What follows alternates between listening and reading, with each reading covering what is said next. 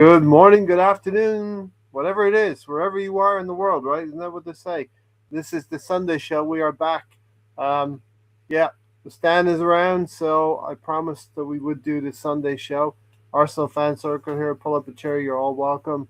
And Stan, you know, I said the team owed us a performance from what Wednesday night at Wolverhampton Wanderers, and I think it's fair to say we got that and a little bit something extra as well. Yeah, I mean, you're always a little bit concerned after that performance against Wolves that you're not going to follow it up with an equally bad performance. It takes a lot for a team to. I mean, the amount of flack that Arsenal have taken over the last week since that last result to be able to come back in that manner, it shows a little bit of fight, and more importantly, it still breathes life into this title charge of ours. Yeah. Um, I first of all, it's always great to win 3 points, right? Check tick that box. Secondly, it's great to win the North London Derby. It's always been and always will be the local rivalry and local to the locals, right? And very important to the locals. Very important to us as Arsenal fans as well that we forever keep them in our shadow. So very, very important. And also in the context of the race here, as you've just referenced, the title race that on the face of it, I believe, and I still believe that we've only lost 3 games all season, and that's the biggest marker for me in terms of who's going to be the likely Premier League champions. Um, before this game, and this is the extra game that we played. Before this game, Manchester City had closed the gap to 2 points yesterday, aided and abetted by for me, some strange decisions. And I think the PG was not fit for purpose after we saw communication difficulties that they had today. And also, I will say it, whilst Victor Gyökeres attracts that physicality from his defenders, he still doesn't get a lot of change from the referees. I found that a little bit frustrating that the defenders were holding Gyökeres on numerous occasions and not allowing him to get freed up. But 3 points, we'll take that any day of the week. And this is the team that we built in the summer with the additions. Victor Gyökeres being one of them, Eberici Eze another one, and there's points in the season where the likes of those two and Zubimendi, Madueke, the list Mosquera, who came in today.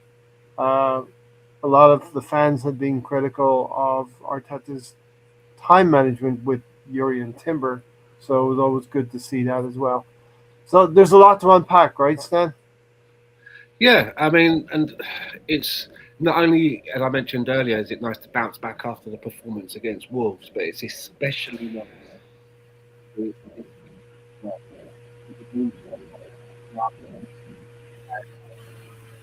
So, I mean, Eberici Eze, notwithstanding his performance as a whole, he seems to love playing against Tottenham for us. Yes. For a moment there, I thought he was going to get another hat trick. Yeah, and I listen, didn't want him to come off. I'm like, leave him on, man. He might get another one. yeah, you always hate that, right? I was thinking the same thing. You hate that. I'm sure we could have played Odegaard and Eze at at the same time. It doesn't have to be a like for like all the time. Yeah, he's on a hat trick. It's 75th minute, and he gets taken off. Uh, Odegaard came on, and it did contribute to the last goal of the day as well. So an all round excellent performance. I was calm throughout. Arsenal fans, you see it on timeline. They're nervous. They have the anxiety. We listen. We have it a little bit, but I think we were able to take it in stride. For me, I enjoy when the game comes up because it's going to be a long summer when the season ends, and there will be a World Cup. But for me, you got to enjoy. You got to enjoy these next 10 rounds now. We're gonna have 10 heavyweight bouts against various teams coming up, Stan. Yeah, and you mentioned the word anxiety, which we spoke quite a lot about on Thursday night. And I have to admit that when they equalised, and again, it was so soon, I was still kind of like, reveling in a goal that we scored, and it was kind of like cut short. Yeah, And I have to admit that when that happened, I did feel a bit anxious. yeah. It's I was, always you know, here we go again. yeah We need because to of the importance, right? we need to be able to somehow bounce back from this away from home, but we did. We've had such a lead. Let's say around December or New Year's Day, we had such a lead. It was never 9 points. It was a situation where we were at six and we were at seven, sixes and sevens really, in the league. And then our poor form seemed to mirror, or Manchester City seemed to mirror our poor form to the point where we frittered those points away a little bit. We got to the 2 point gap, and you always, I mean, you always do feel having had such an advantage that if you turn the advantage over to Manchester City, it's we don't want that to happen. We want it to maintain it in our own control, right, in our own hands.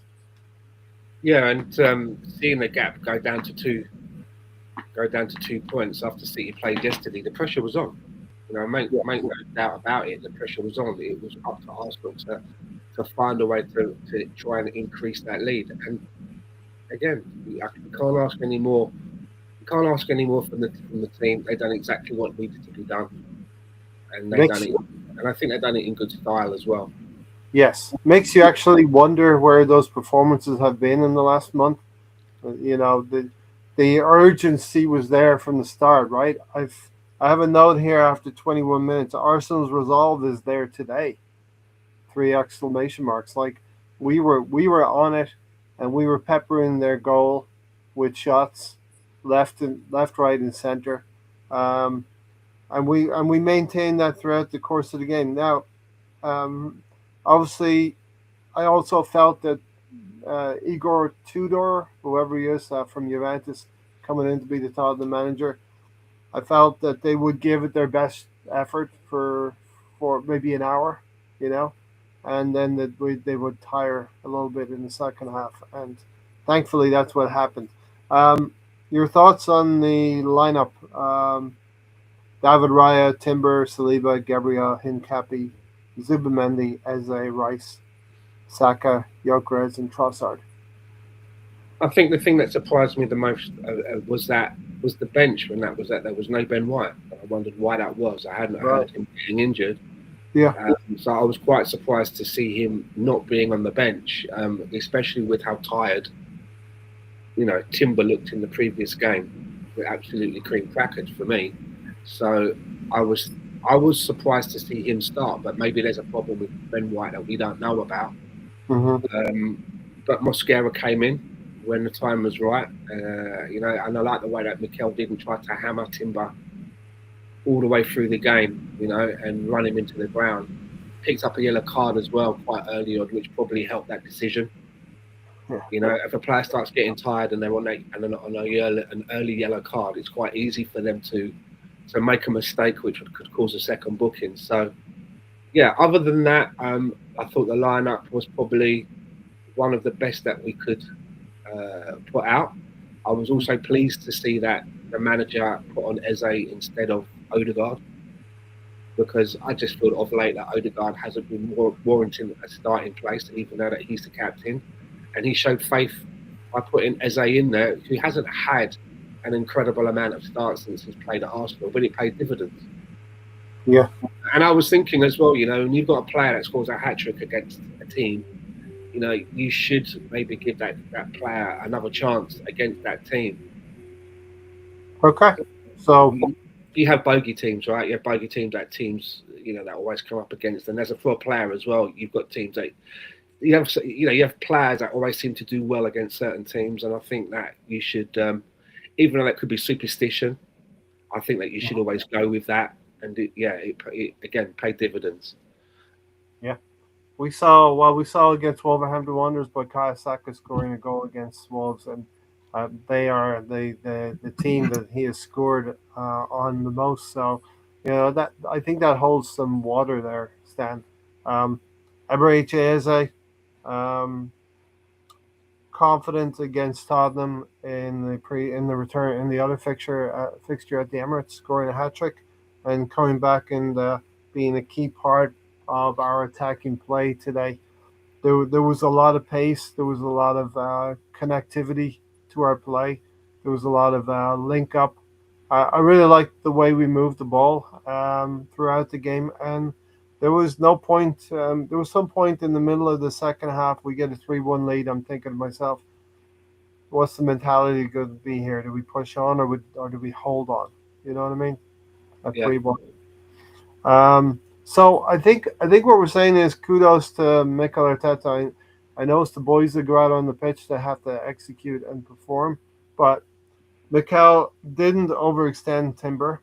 And you're right, when there's two strikes against a player, he's on a yellow card and he's got a lot of minutes in his legs. And then maybe the decision has to be taken to make a change there for the player's own benefit as well.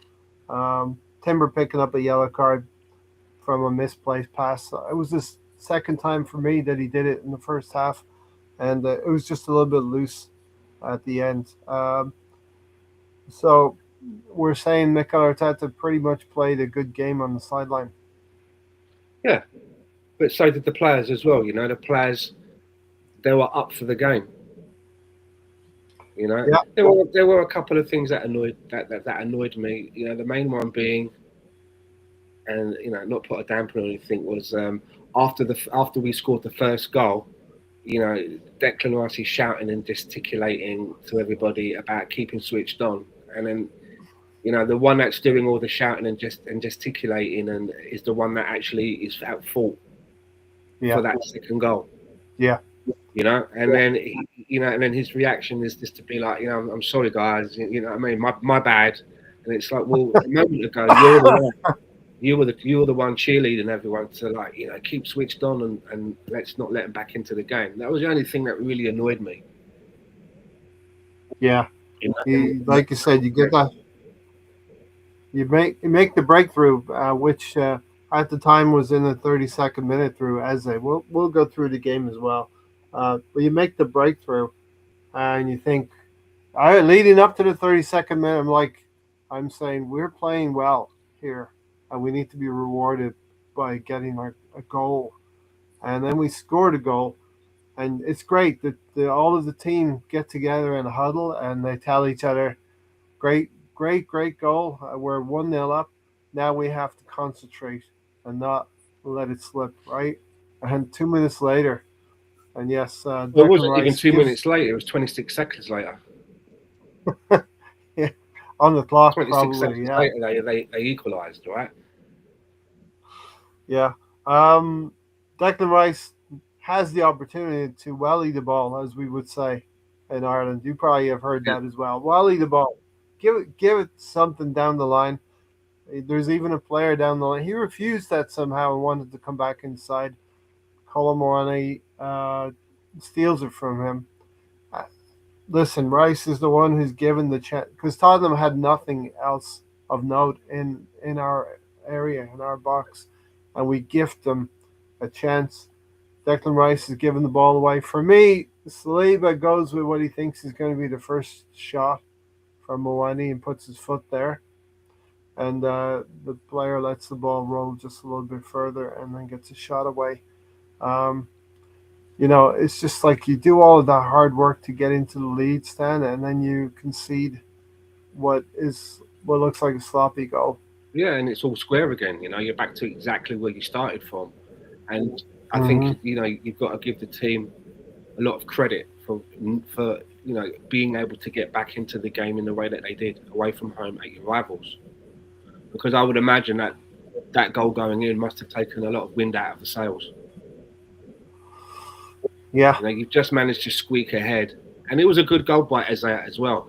When the ball came through to Eze, I don't know if it was on purpose, but he kind of flicked with his first touch. He kind of flicked the ball up, and then came in with a volley to score. Yep. It's the kind of goal you would have seen him score last season for Crystal Palace.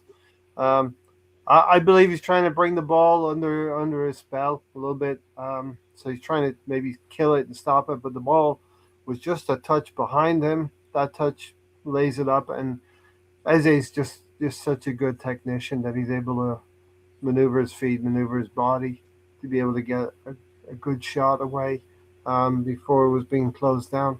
You could see the Tottenham players were doing their level best to press us, harass us, and close us down at every opportunity. You get a new regime, and you're going to get a few more percentage points from the players. Um, but great from Saka to beat. It was Sarr at the time.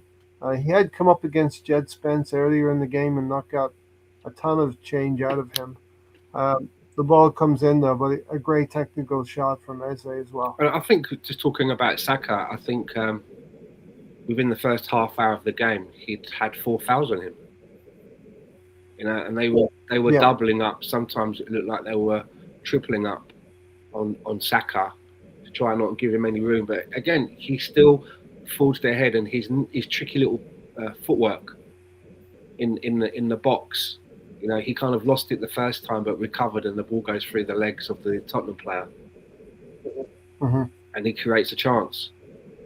He gets the yeah, ball into a very dangerous area. And there was a part of me that was thinking that, just going back to the lineup, if we would go back to Saka on the right hand side, or whether he was going to forge ahead with this tweaking formation, seeing Saka play yeah, at the 10. And I'm kind of glad that he didn't for this game. I think that positional change is still a bit of work in progress, and what we needed today was more stability. yeah. And we went back to what was familiar with us. Uh, Tony did leave a message and said, we need to continue with that formation for the rest of the season. For me, I think the formation's been there. We've been playing it, but I think the attitude and the aptitude of the players were definitely there for this performance. Um, And I don't mind if we're going to Greetings. stick with if we're going to use that formation again. But my only problem with that formation, with Eze playing at the 10, is that we then have Mosquera on the right hand side, and I just think that there are other players which are slightly better that are not getting that are not getting in the pitch, getting onto the pitch. If you're going to Yeah, tweak the formation in that way, I would prefer to see Saka staying on the right hand side and using one of Odegaard or Eze in that 10 position, and giving them an opportunity to play in a role or position which they are more known for or maybe more comfortable with. mhm, And somebody like Martin Odegaard, who's had to tweak his style of play and do a lot of work deep, perhaps if he's then given a bit of license to play in that 10 position, we may get something out of him in more of a contribution wise towards goals and assists. yeah, 100%. Greetings, everyone from BX Gunner. Thanks for joining us, BX Gunner. And holy shit, what a performance! Yeah, and that's the listen, Stan. We talk about if you're going to win the title winning performances have to come in and they have to be on the board, right? So I would put this down as a title winning performance. We've really set a marker down, and it's also a reply to what Man City did yesterday, I believe. Yeah, which is the most important thing. They go first, they close the gap. The press, all eyes are on Arsenal now. All eyes, whoever, no matter what team, you support, everyone's looking at this match to see how if Arsenal can respond, or whether we're going to, open the door even further and show Man City in. Yeah. Did you see the Newcastle game? Did you watch that Yes. yesterday? You saw how, right. So there was like, and I think that the players and the manager can manufacture a side of a kind of a tidal flow, right? They're celebrating 3 points a little bit stronger or more forcefully than they would a regular game. Now that you're getting down to We'll be in March soon, April and May. We're getting down to I would say, the last few games before the run in now. That every point is critical. And Man City, they got through Newcastle, but it wasn't an easy game for them, No, and Haaland didn't get in on the my score opinion. sheet, but I mean that young kid, Nico, is it Nico O'Reilly? Nico, Nico Riley. They look like they've got quite a player there, you know, and Yes. he's played in a variety of positions. I think his normal position is the one, you know, is in the midfield, but he's had to cover up at right back for Ain't Nori. But he looks like a hell of a player.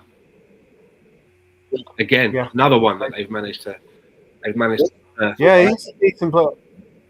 Again, this is a decent Manchester City team. They're going to win games, but they're not as scary. We've grown up as well over the last 5 6 years. We've grown up to we're not the kid that can be bullied on the ground on the school ground anymore. We can throw our weight around as well.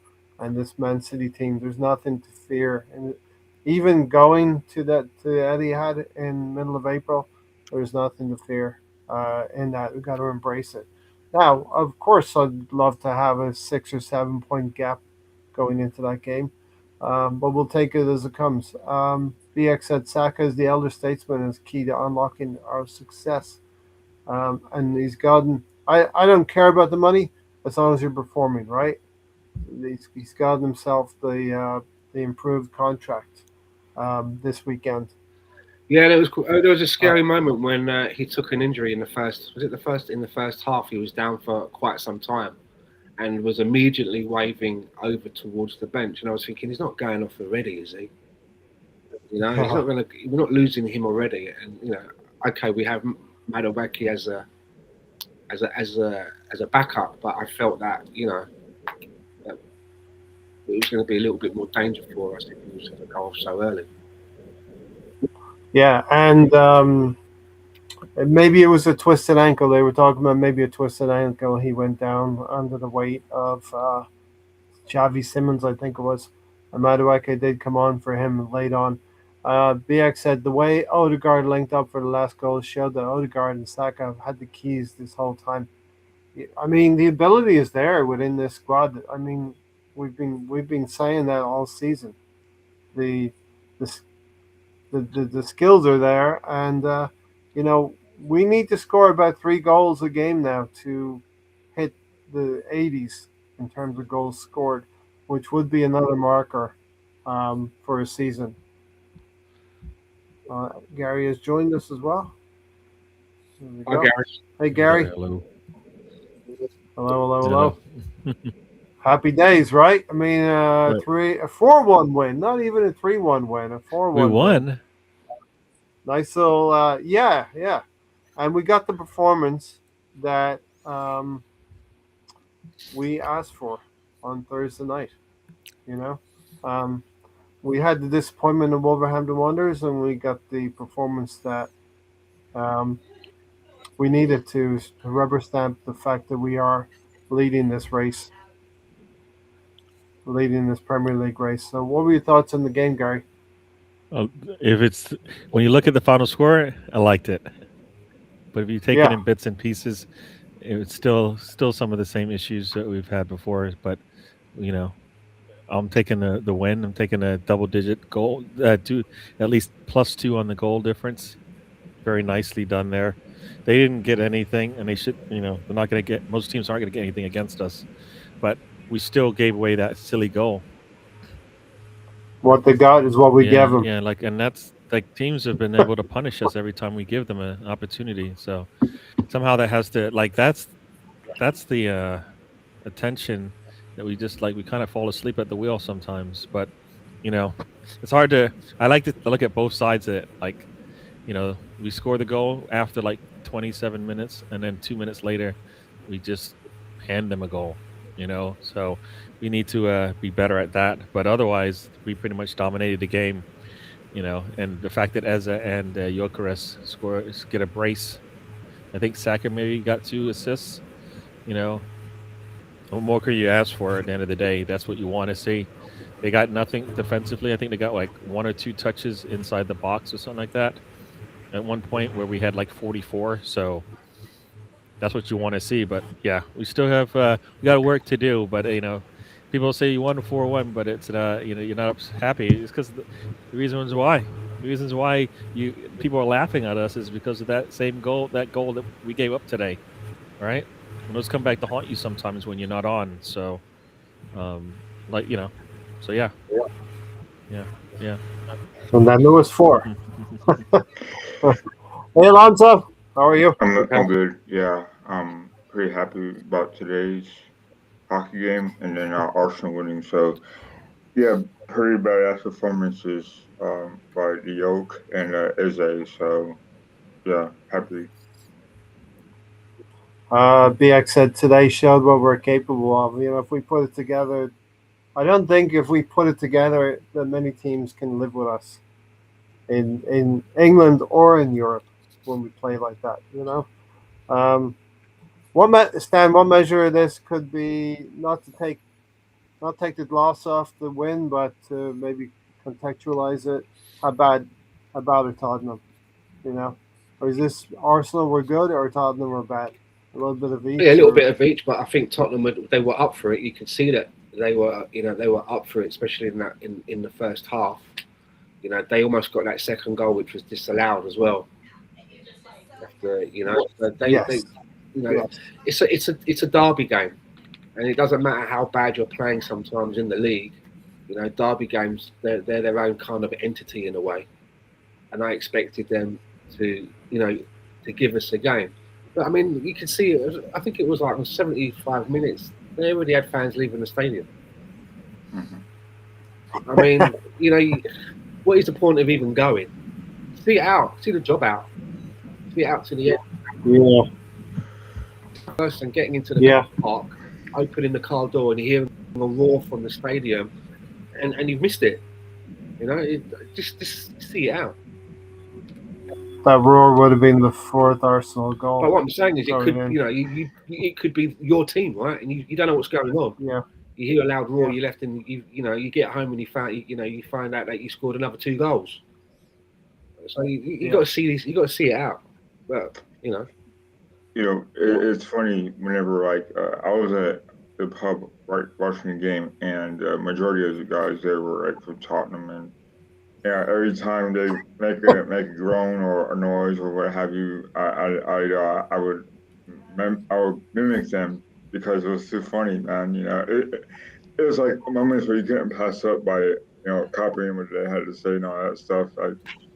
So I mean, clearly the supporters, their supporters are up for it, right? But just seeing Arsenal win at their place is always it's funny because they think that they're like gonna somehow be on par with Arsenal and all that, right? But at the end of the day, they got a manager that had been let go from like three different teams, I think it was, in Italy. So who they're hiring, it's a funny process, right? Because they're like Chelsea or United, where they go through managers that done right because they don't know what kind of players they're going to get because they're not up to that standard.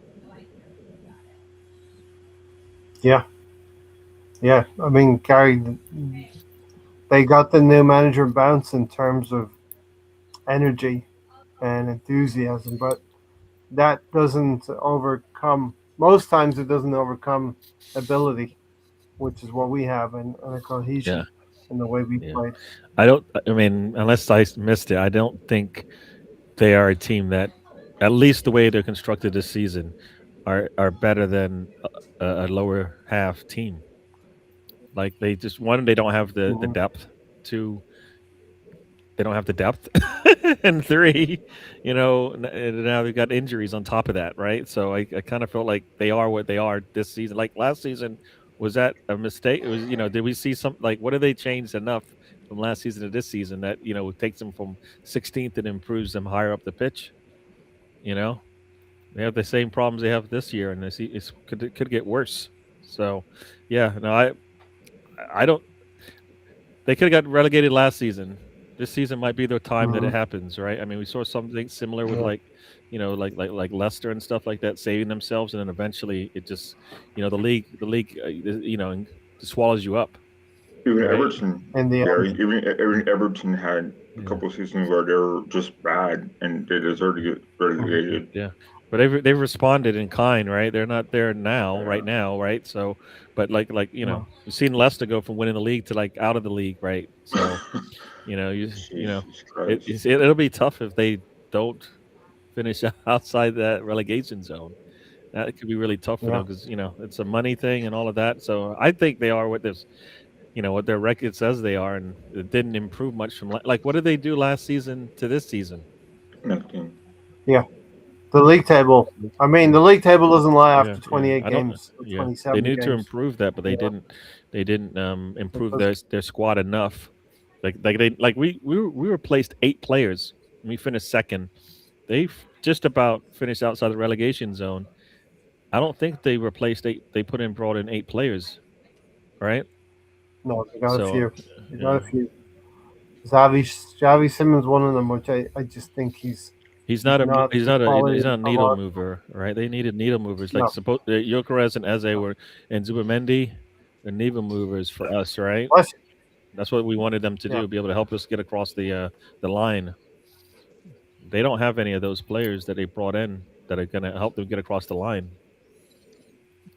Yeah, I mean, look at our lineup. Any given day, Trossard can step up. We didn't have the best game today, or Saka could step up. Played some good parts, Saka, in the build up to some of the goals. Um, Declan Rice, when he's not giving the ball away in the right back area, he can do pretty well for us. But my point is, we have Eze and Jokeres today, who are the ones who shine the light on us and got 3 points for us today. BX said this is the momentum we need right now. It's just another little bit of a jolt. We're feeling the breath of Pep Guardiola chewing his sunflower seeds uh, right over his shoulder. Um, as they shown a different class of agility and dexterity. So yeah, Stan and I were just talking about that first goal. So Alonso or Gary, you want to jump in, or both of you at times talk about the first goal and Eze's technical ability to be able to get to that ball? Um, yeah, I think that is what happens when a player like Eze, he wants to be part of the team, right? But he also wants to start. I wouldn't say when you've been given a chance to start, he does his best. However, it seems like there are certain players that are up for derby games, and it seems like he's that player that's up for it. And today it showed why he has a class and the way I wouldn't say it was ticky tacky from him and Saka, but it seems like it kind of where Saka had a great pass to him, and he kind of brought it down with his foot or his knee and kicked it. He got the goal, right? It's like technical ability like Mm-hmm. that. Eze is not afraid to take the shot, and I'm glad he started today because it kind of shows that he can play. He can start for this Arsenal team, and he can score goals when he has space and time to do that for himself. And I think it's good for him because it kind of shows that he can make a difference, whether it be scoring goals or getting out assists. So I'm happy for him. I'm so glad that he was able to make an impact today, and it shows he can start and score goals. Yeah, Gary, Yeah, definitely. yeah. I guess we're going to see something different. Like the pass, the goal from Eze. I think the pass is behind him, and that's why he has to reach back and get a foot on it. He's able to tip it up in the air and then finish it with a nice volley, which he's really good at doing. Um, we- you saw it a couple of times. I think the way our team plays sometimes, as is waiting for expecting the ball to come in a certain position and it's not. It's sometimes behind him, and then the defender comes in and crowds it away, where he's expecting it probably to lead him. and that's kind of where it looks like he's being lazy, but he's like, the space is in front of me going up the pitch, and you're passing it behind me. Defender closes down and gets the ball. But the one thing as he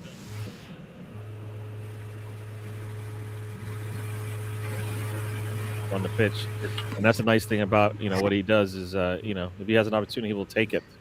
He will make the pass, and we saw a lot today, even defensively, right? I mean, we don't get that last goal without him coming in and crowding out the attack defender, getting the ball back and creating the attack that gets that last goal in there, or not the last goal, but third goal, right? So third one. So I think just like Gyökeres, they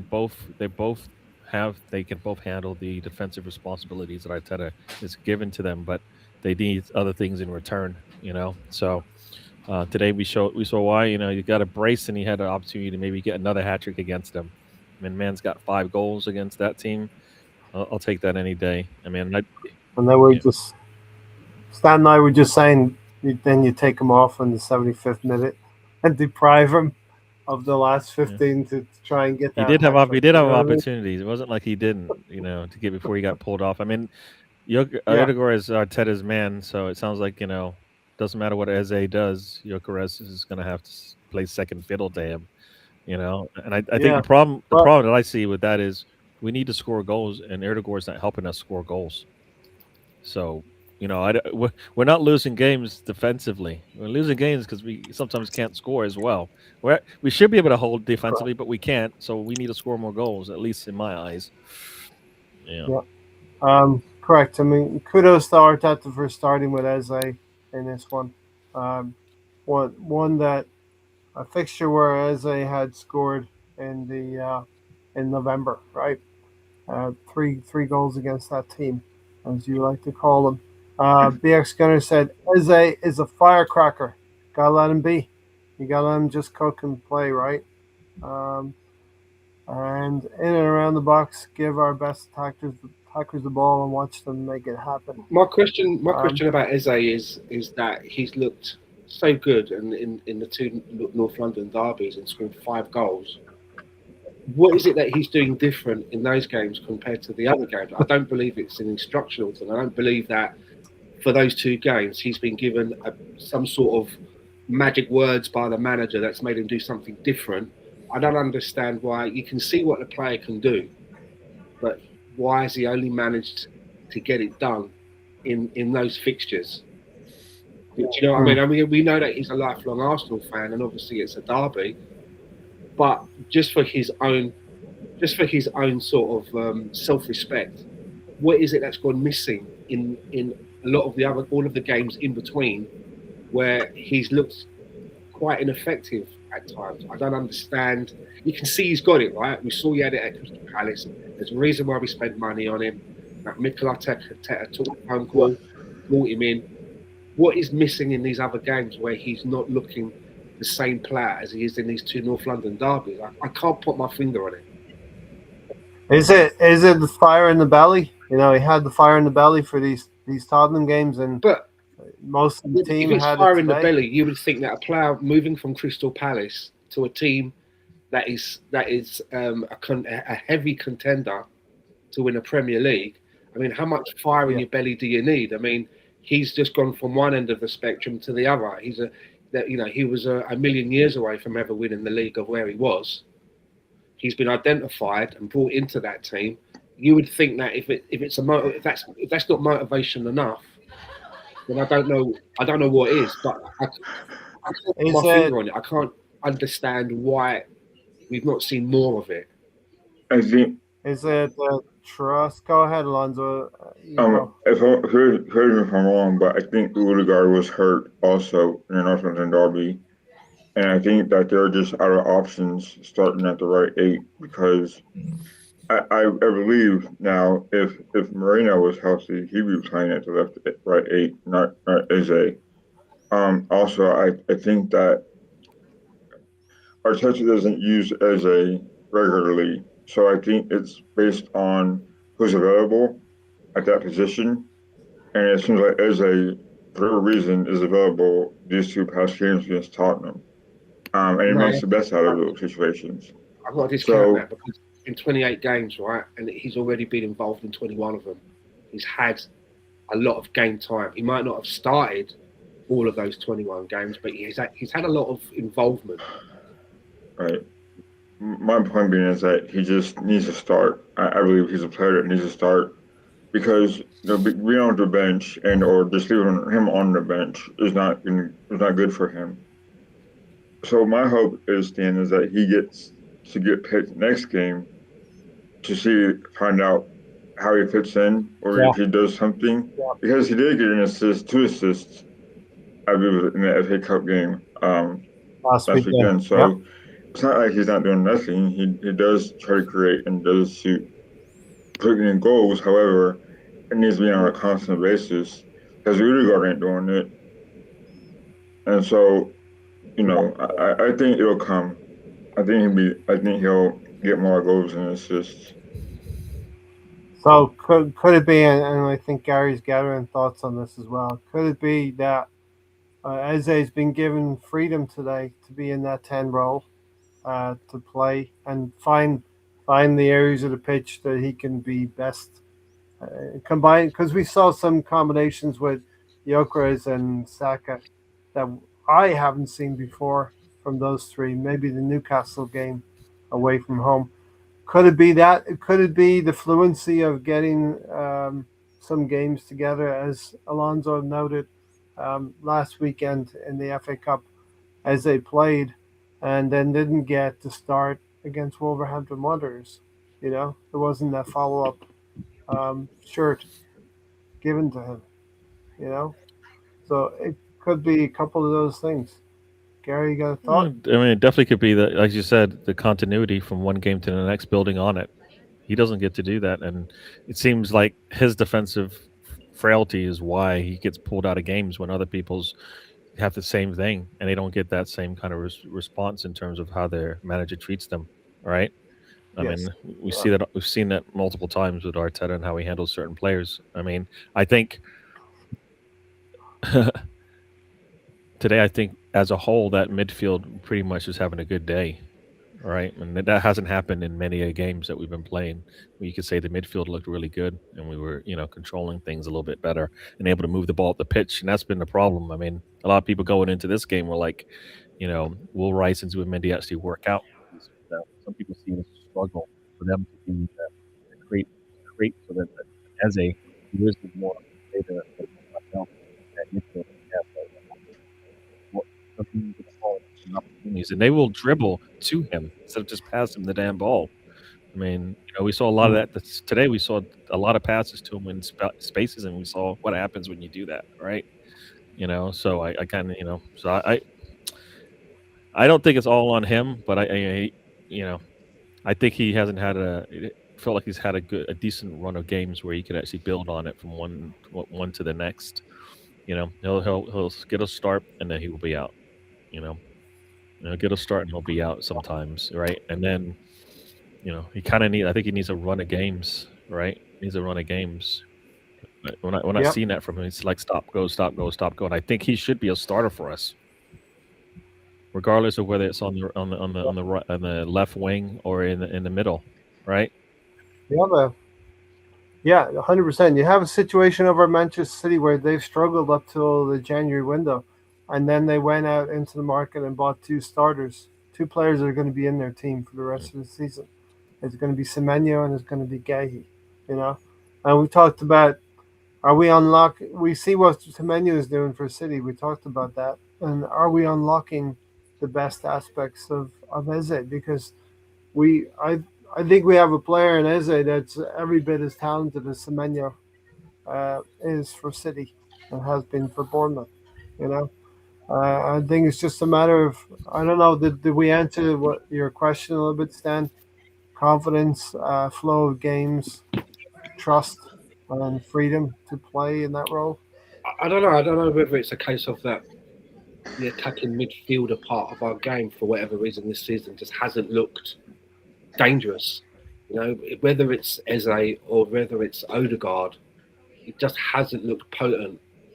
And I don't know why that is. I don't know whether that's down to the tactics what the manager's telling them, how they have to play their game. And I think that if we bought Semenyo, I don't think that we would see what he's doing at Man City in an Arsenal shirt. Maybe because of the restrictions and what would be expected of him from the philosophy of our manager compared to the manager, of City, Pep.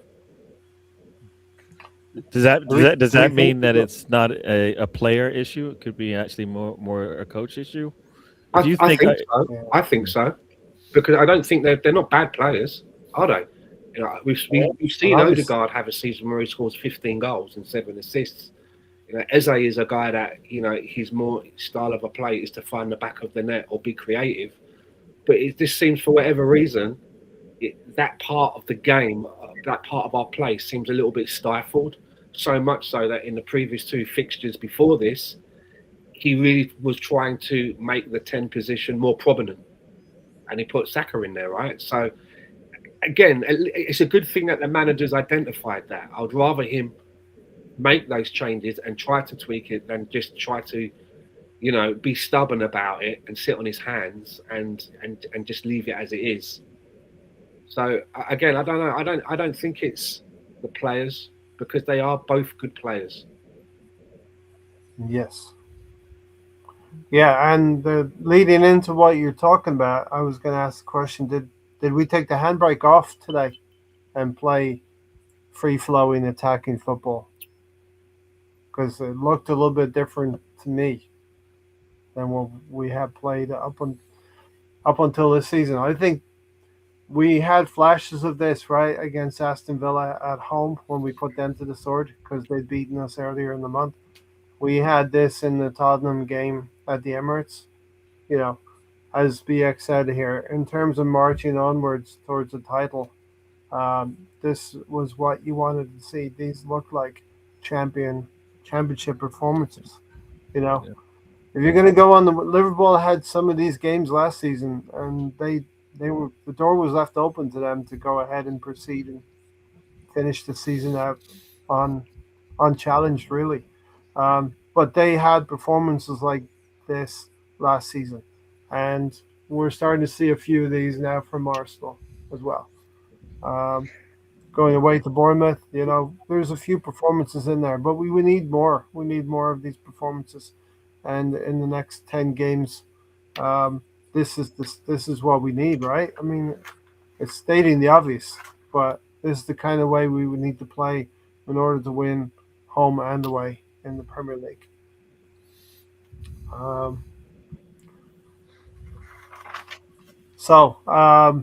During the game, I thought Jurriën Timber and Bukayo Saka combined quite well down the right-hand side.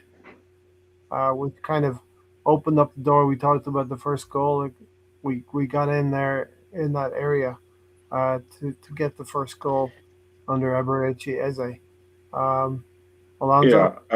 Yeah. So I gotta leave, guys. But before I go, I just want to say that my friend has been diagnosed with belly cancer.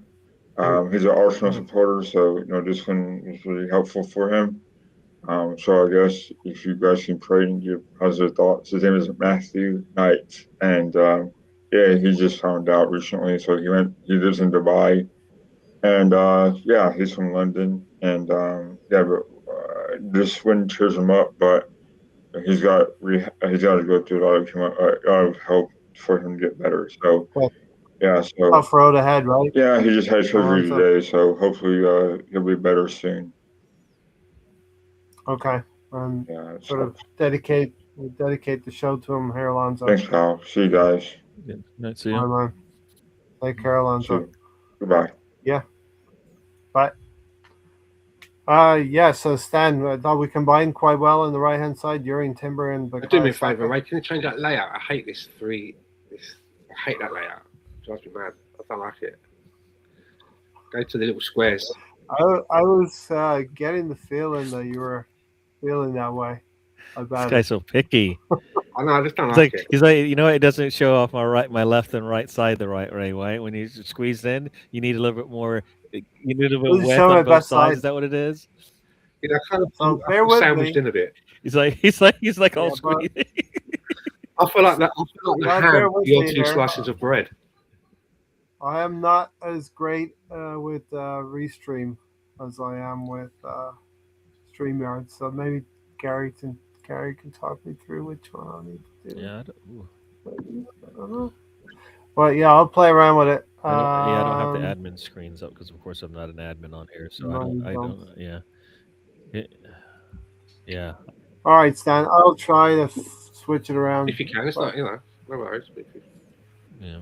It's not in the contract. It is actually.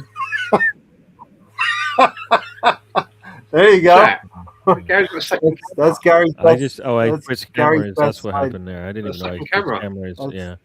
That's It Gary's was best from a side. different. Yeah, I have my laptop on the side here, so I didn't even realize I did that. I was just trying to see if I could find options. You were just you weren't showing off. No, you just changed this. There you Now go, you can Gary. switch it to 3. No, Oh, hold on. you got technical difficulties here. Is bit it like the single? first half. That first half. I know that bit things. in the first half where they had a problem with their communications and it took so long to figure out. Yeah, BGMOL. It's And you kind can of see they fixed it in the second half because they had the exact same issue with the other referee. So it's like, what are you guys doing? But why can't you just play the game until you fix it? I mean, we used to play the game without any of this technology, right? You know, we can do without it. Why not just play Yeah. the game old school and until it's fixed? It's almost so much now that the officials, they rely on this technology rather than it being an aid. You know, whether it's VAR, whether it's the communications. There you go. Yeah. There you go. I just felt that they could have played the game and while they're getting that problem sorted out. Well, I think it kind of it creates a different dynamic for the game, right? So that's why you have to, like you might miss something because the technology is not there, right?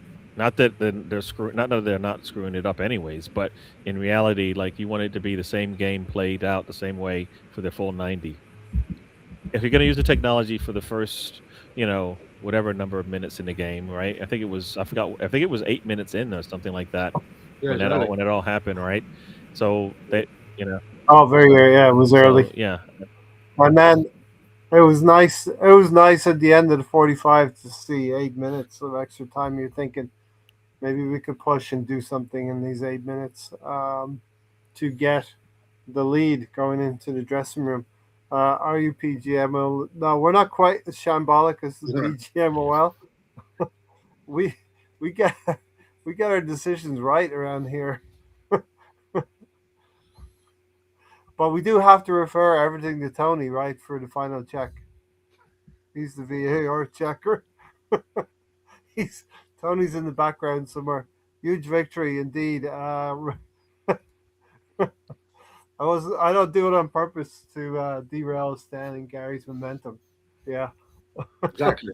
But I could see Stan was unsettled by the new formation. Hey, you know what? You want to know why Eze's struggling? You just saw it right there. You are Eze in that situation. They put you in a formation that you weren't comfortable in, and you couldn't perform the way you wanted to.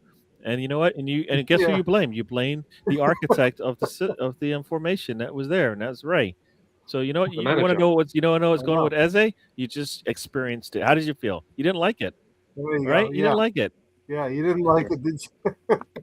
So now you know how Eze feels when he gets out there, and I think Arteta just hasn't figured out how to get the best out of each one of his players, and that's the difference between him and Pep. Pep, all of the players that come in, you see them perform in such a way that they get to excel in the things that they do well, right? You see that, like everybody's looking at Semenyo and what he delivers. All the players that come in and performed, they all at some point they get to perform at a level that I believe he's the architect of that. I don't think it's by mistake. You know what I mean?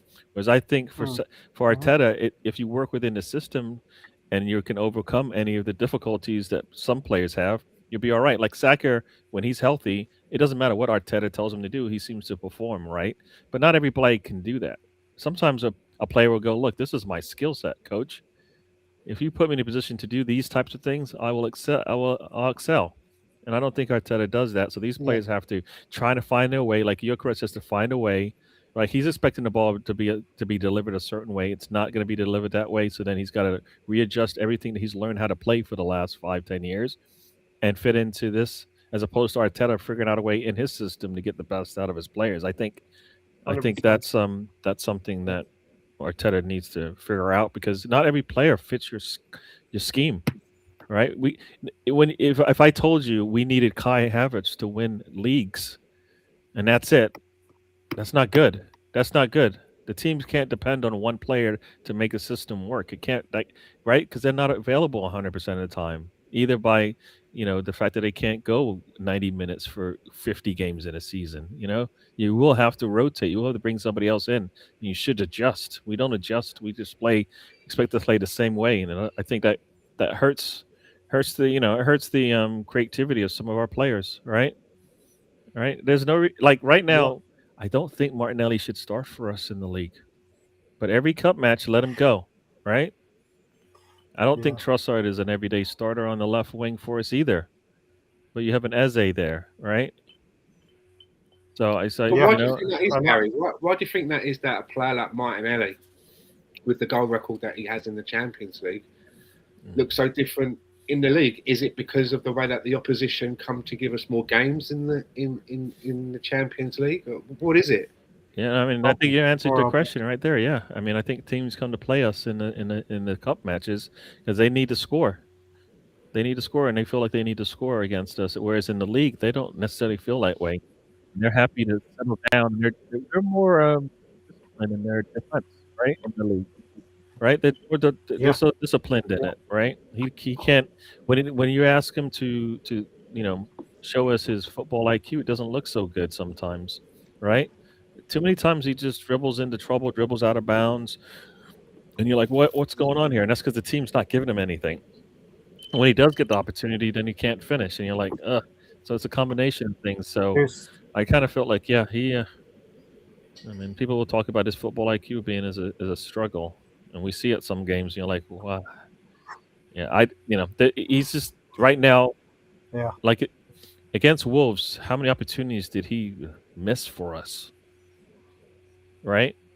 You expect him to Yeah. score at least one of those chances, or actually put the shot on target. If he put any of those shots on target, who knows what could have happened? They didn't even That didn't even happen. So, yeah, I just he just Yeah. whatever Arteta's whatever. I think it's more of the teams that we play, and he hasn't figured out a way to get Martinelli to play and get the best out of him in those situations, right? So, because we see it consistently now, you know. I do Yeah. think there is a problem sometimes with the combinations that we put out in our attack, left, right, and centre. And I think that when you have Madueke and Martinelli in the same team with Gyökeres, you're asking for trouble, because all of those are runners. And in the game that we played with Wolves, the only person that had more of a technical side and creativity was Saka. And having three runners and only one creative person, I think is going to give you problems. You need at least 2 and 2. And I Yeah. think that, especially on the wings, as daring as it can look, because of the pace and the players, those players want to be more direct. They'd rather get the ball and try to move it forward than sideways or back. I do think that it can be asking for trouble. And I think sometimes Mikel Arteta, and it might not be his fault all of the time. Maybe it's because of what he's only got available for selection. But sometimes the combinations I think he's picking of the front three, it doesn't help. Well, think about this. Maybe it's not the front three. Maybe you bring in a player like a Norgard who seems to be more open to pass and break lines with his passing. Maybe you put him in there and you play him with Rice. You play him with Zubamendi. You can see if that opens up the attack when you bring on, like, if you have to bring on those three runners, for example. Norgard seems to be a player that is happy to make those passes, those line splitting passes, right? I mean, you saw him when he's winning. When he's like pretty much top player in our matches. That's what he's doing. We don't see that enough from our midfielders, right? And the fact that he's got 6 minutes more than Max Dowman in the Premier League. Wow. Max Dowman has been out for almost 2 months. and Norgard's only got 6 minutes more. That's not, everybody else that you can think of that's played for Arsenal this year has got like 100 minutes more than him, even in Wary. Like what So I don't know. It's great. so players that aren't even here with us right now have more minutes than him, and he started in this league. He captained in this league, and he can't get minutes for Yeah, us. Unless he's been injured that entire time, but there's no reason for him not to be part of the team. he's got Because to he definitely play a plays role. he definitely plays a different style of midfield for us when he comes in, right? Yeah, and listen, there was a point in the middle part of the second half where I'm thinking, are we going to push on and get more goals? Or are we going to be a little bit Excuse me. defensively minded and bring a Norgard on? We should have done that at Wolverhampton Wanderers in the last 10 minutes Yeah. probably. Bring a defensive minded player on Norgard who's going to watch the back door a little bit. I thought today, Gary, that I wondered if he would go with Martinelli today just for the pace and maybe counter-attacking ability, but I think Mikel got it spot on today. And you're right. The thing with Martinelli when it comes to cup games, they're much more open affairs. He's got more space to play in. In the Premier League, there's only two. There's only really two good teams in the Premier League: ourselves and Manchester City. There's a lot of parity beyond that. Aston Villa dropped points this weekend. Chelsea dropped points this weekend. So any team feels like if they can nick a point against Arsenal, that's a good day's work Yep. Yeah. for them. Yeah. So that's Each why it's point going to be matters in the difficult. Premier League right now. You see it. I mean, West Ham is struggling, and all of a sudden, they kind of settle down, and look where they are now, right? Almost out of the Yeah, bottom three, right? So it says a lot. I just they just play a totally different style in Premier League, and points are a must. So they'll do anything they can to get that. They'll settle in and take all the body blows that they can, and if you make a mistake, they will try to knock you out, right? So that's not happening in the cup games, because you don't. yeah. Liverpool went 97 minutes right into injury time. 97 minutes till they got their goal.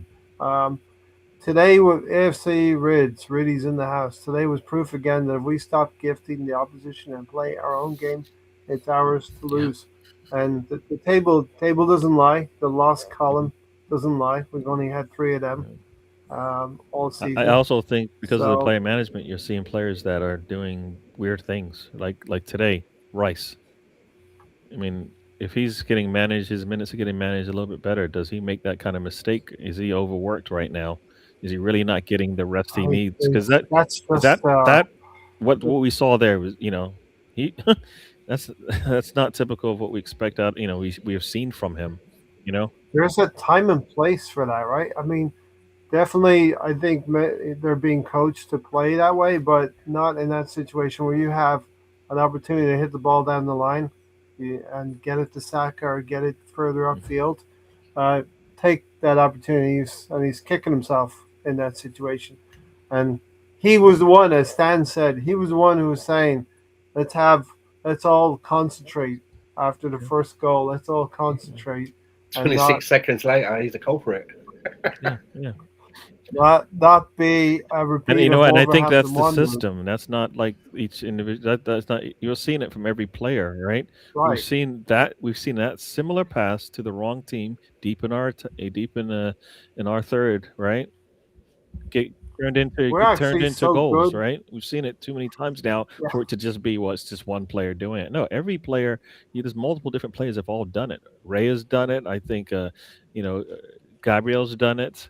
We've seen Zubimendi do it, and today we saw Rice do it. That's systematic. That's something that the system keeps creating that kind of situation where our players are giving away these silly goals. You know, We for we opportunity. play we play the way we play. We are levels above these teams, and the only times we can see goals are when these things break down, and we could track them back to be partly our They're all responsibility. our Uh, responsibility. I mean, giving up 2 goals after going up 2-0 on Wolves, you gonna say that's on Wolves really did change something up? No, No, they didn't change anything up. We got complacent in the way that we were playing. We weren't gonna see out the game, and guess what? We didn't see it out. All right. I mean, we didn't get a timely save from Raya. He's been able to, like he did that in the Brentford game. Where a ball, we turn the ball over in Yeah. midfield or whatever. We lose the ball in midfield, and we don't close down Yeah. the attacker, and they're able to get close to the box and put a shot off. We've seen that too many times. We saw that last season. The Neto goal stands out. We're up 1-0, with a chance to, steal it, to get all 3 points, and Neto is able to get a ball and bring it into the box basically, or right in front of the box and take a shot. And that's because we're not closing down our players. And I think it's the way we play. But I think if you rotate your players, you're going to get fresh legs to start. Like Miles Lewis, Yes. Skelly, Norgard Yeah. should have more minutes on the table, right? I mean, Yeah. Miles Lewis, Skelly started FA for Cup his coming. last season. You're telling me you can't find minutes for him this season? Shouldn't just be FA Cup that these players are thinking of having games in. Miles Lewis Skelly should have an involvement for Hincapie. Zubimendi shouldn't have the at most some minutes point. on our team. If Yeah, anybody, it should be that's way Rice, too. right? If you're thinking about most minutes Yeah. in the league, it should be Rice, and even that's too much for him, right? So There's parts of the game where you see Rice is gassed yeah, at the end. Yeah. Michael said there's some great midfielders out there. I think we should buy one in the summer, like Hernandez of West Ham. Adam Morton's good. Is Palace or Anderson of Nottingham Forest. BX says I will always maintain the Marinelli. Always reminds me of a more fit Pata. I think also that we played a variation today of more direct football. I felt like we played a lot of long balls. There was one in the first half where David Raya clears the ball to Bukayo Saka, and the goalkeeper clears. There's another one where Bukayo Saka's played through. It's not offside. The TV crew were trying to say it was offside. Had a shot. It was saved by the goalkeeper. Victor Gyökeres had a shot, a right-footed shot early doors as well.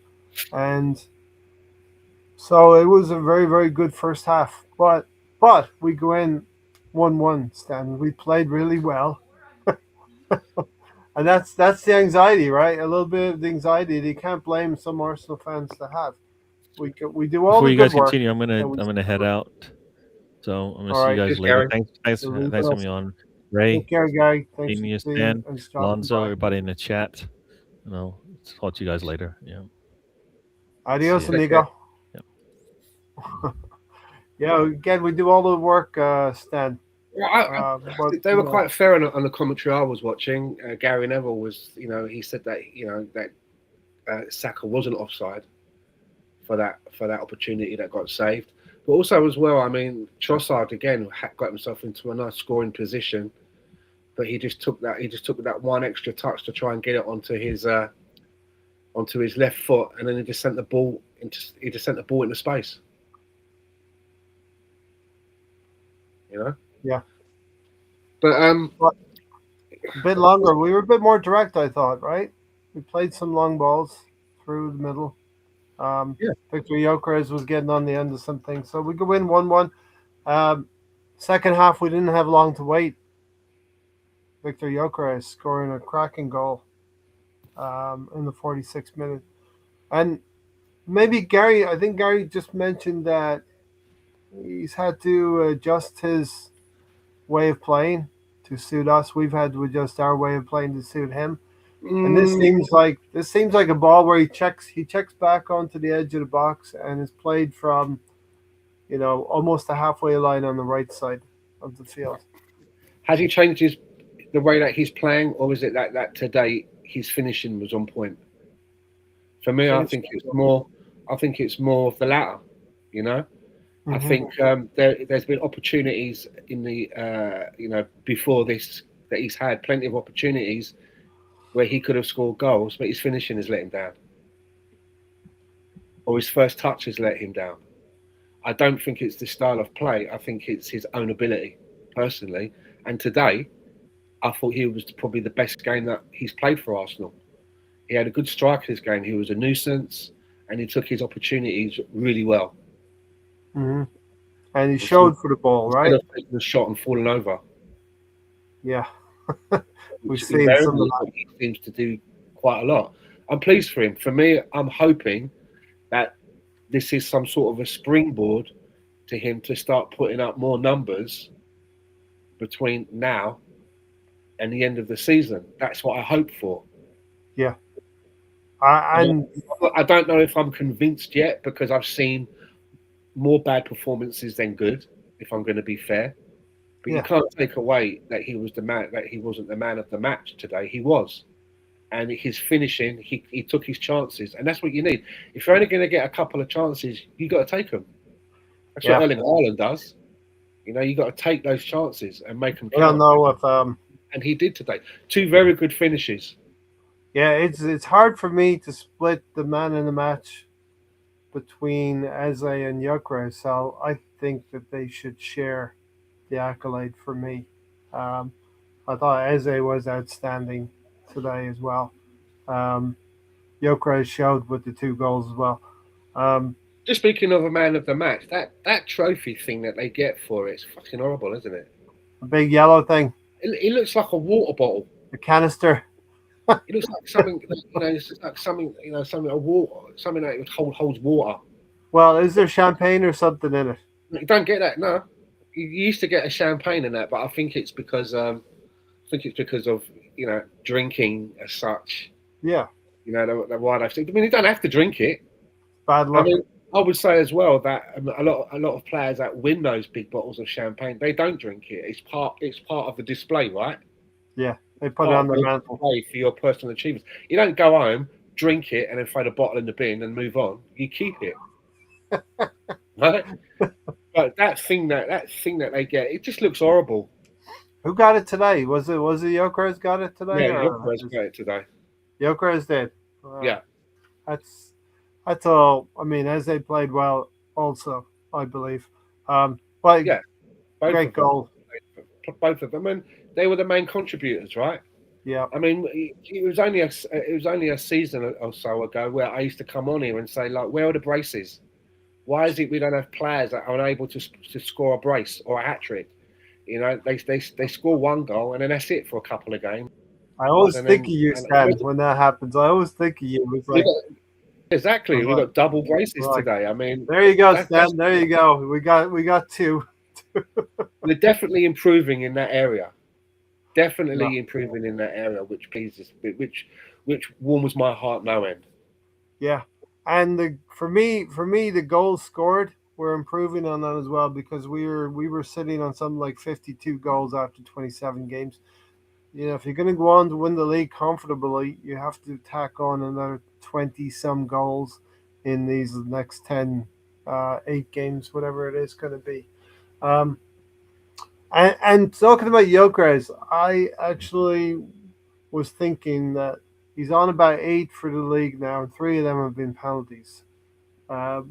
Before today, he was on 8 goals, and I was thinking, well, he's got about 10 games where he needs to double that output because I set a marker.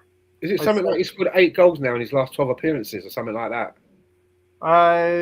Is it that?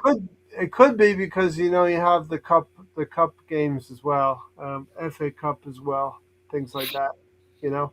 I think he's on 15 for the season. I can't remember whether that was before or after the goals were scored, but he's got 10 Premier League goals right now, and there's another 10 games to go in the league for us, and he needs to get another 5 or 6 goals for me in those 10 for me to feel like he's had a good season in the Premier League, and of course, hey, if we win a couple of trophies, and he's sitting on 15 Premier League goals and another 10 or 12 in other competitions, that's not a bad season because there are trophies at the end of the day. No, but you have to look more than just the numbers. It's some of the performances where, there's been games where he's had no shots. Very quiet. These are the things that you can't just forget all of that and go, oh, he's finished on 15 goals. Oh, well done. There has to be more. He has to add more to his game, his ability, his first touch, the chances that he's taking. And he scored two today, two very good goals today that you can't take away from him. And my hope that that continues. Yeah. That whatever it is that he's learning or practicing or doing to improve, I hope that continues because he's a very willing player. He is a very willing player.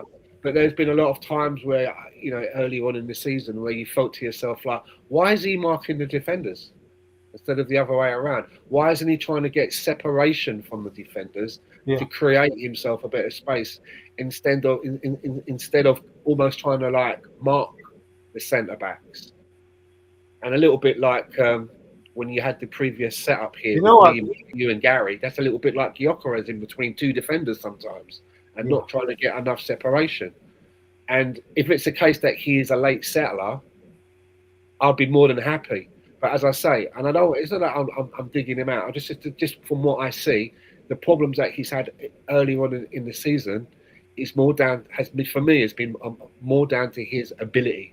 The way that we have been playing this season up until probably this game, we have. So imagine Victor Gyökeres is making those runs. You're Victor Gyökeres and you're making those runs. And you're trying to get separation from the defender, but then you see your midfielder turn to the left wing or the right wing and deny the pass to you. You're going to get a pain making all those runs. Yeah, but you have to think that the midfielder has got in his memory bank. This guy is not. He doesn't. You know what I mean? He doesn't have any ball security. And that's what you'd be thinking. You're thinking, right, I'm right on the attack here. I've got him there sandwiched in between two defenders, or I've got some wide players that have got a bit of space. You're not going to try and keep threading the eye of a needle and hoping that you can get to him when he's so closely marked, or he's not doing enough to get separation from defenders. In fairness, I don't think it's a case of I just don't want to pass to this guy. If you're not being secure with the ball, people are begin to get wary of wasting those, goal scoring opportunities. Yeah, I get it. But I mean, hopefully, performances like today, that helps in that area. That helps with belief with your teammates, right? Yeah. Also for him to think that, I've got to keep doing more of what I did today and not revert back to old habits. Yeah. If he looks at the videotape of the Wolverhampton game, I think the whole team could apply to the whole team. They look at the Wolves game, and they look at tonight's game. You'll see a huge difference. And we need to go on a run of games now. We need to hit a purple patch where we've dropped far too many points in the last 7 games. We only had 2 wins in the last 7 games before this. Dropped 11 points, 4 draws and a loss in those 7 is not championship or Premier League winning. And to mask and cover up that dip. So we want to look back at this in May and say, well, Stan, we did have that dip in January and into February, but the performance at Tottenham and that North London derby was a real turning point. This could be a real turning point in the season where we go again and we extend. We put pressure on City again. We played the extra game, as it were. We put pressure on City now to where they have to go to the next game and again try to close the gap back to 2. Yeah, I'm looking at the comment there by BX, and I think that's sometimes the problem that our fan base has. If there's a bump in the road, we just throw it all out and say that it's. Well, he's out of the pram. This guy's got to go. That guy's got to go. The manager's got to go. Yeah. What happens in the next game if we are 1-0 up and we finish the game 1-1? What will the attitude be then?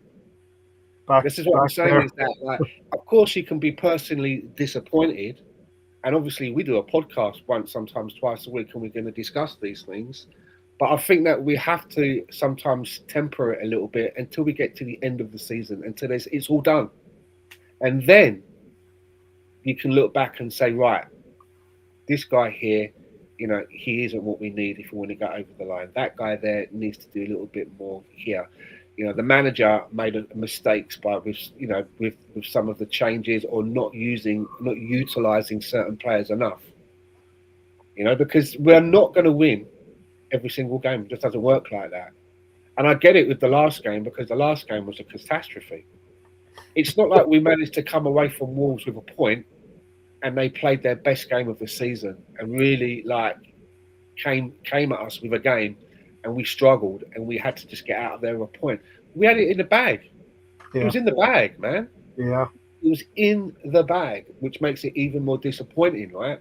Those ones are tough to take when you concede very, very late, and they're great ones. They're great ones when you win or you rescue a point. It's great. I get it. But when you concede and you drop points in that manner, and especially not only okay, we don't like losing the great goals, but Wolves' first goal, it didn't have any pressure on it, but you could say it was a great strike. The second one was just a poxy goal where two players didn't defend or communicate to each other. Nobody took control. Both of them wanted to be the alphas in that situation, you know. And we've got another 10 games in this competition to go, and there may be more days of that and the way that we felt at Wolves, but hopefully there won't be as many to put us out of the running. And I think that Man City, I don't think either one of these two teams are going to go on a run and just win every game. And if that does happen, we win anyway, right? Yeah. But there's another 10 games to go, and there's going to be maybe some draws in there, maybe a lot or two in there. But you just got to keep going until there's nothing left to play for. Listen, there's only about 10 games left, so I'm just going to reel off the games the City have left and the Arsenal have left and point them out. City go to Leeds away next, and then they play Forest at home, West Ham away, Palace at home, Chelsea away. They get Arsenal at home.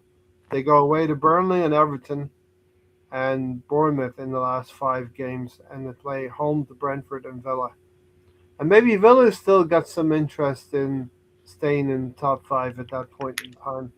But they've got some difficult away games. Leeds, West Ham, Chelsea, Burnley, Everton, and Bournemouth. Those are not easy places to go and pick up a string of wins for Manchester City. But I look at our fixtures and I don't play this game anymore. I'm saying, we've got this one and that one. And the simple reason is that all of the teams that we've got to play, they're all better than Wolves. They're all better than Wolves. And look what happened against Wolves. Yeah. So, you know what I mean? Twists and turns.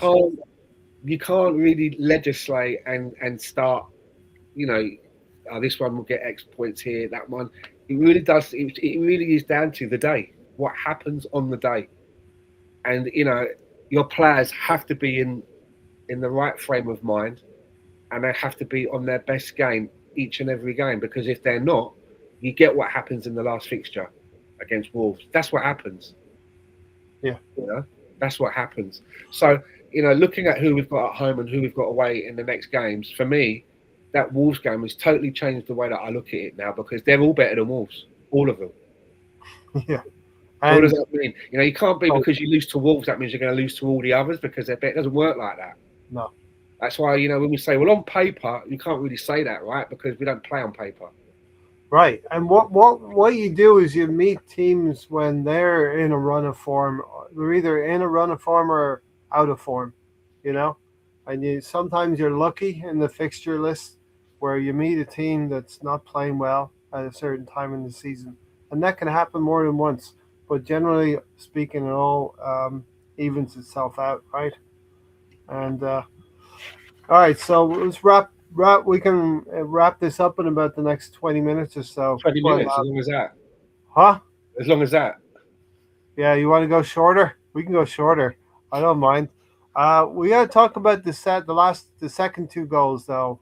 We got so Joker scored a great goal, and then Eze. The second goal, or Eze's second goal, the one where we got 3-1, gives us a little bit of breathing room. we're hanging on because that goal was disallowed. The push on Gabriel's back, that was disallowed at 2-1. So those were kind of important moments in the 61st minute. Yeah, and maybe on another day, that goal isn't chalked off Yes, as well. You like know, Newcastle.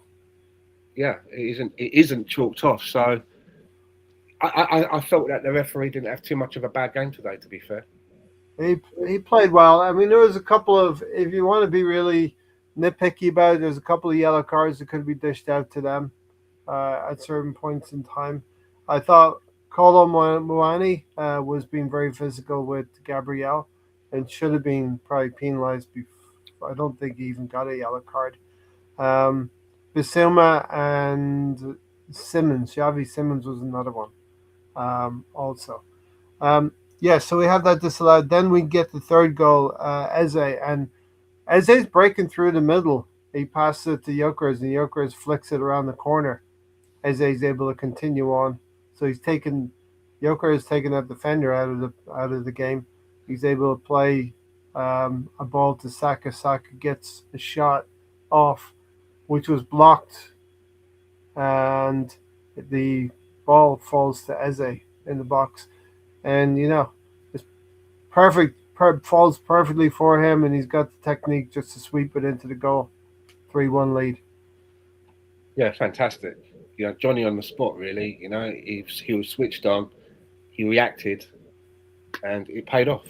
That's the kind of goal that seals the 3 points that City have done historically. Liverpool have done as well.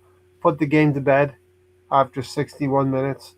And then you got to control the game, but you have 30 minutes where, you're not as stressed. The anxiety levels have come down. The 3 points are pretty much in the bag. Um, Gyökeres flicker, okay, 3-1 lead. So then, push or hold? Do we hold on to this or we push for more? Then we have a Trossard shot that went wide.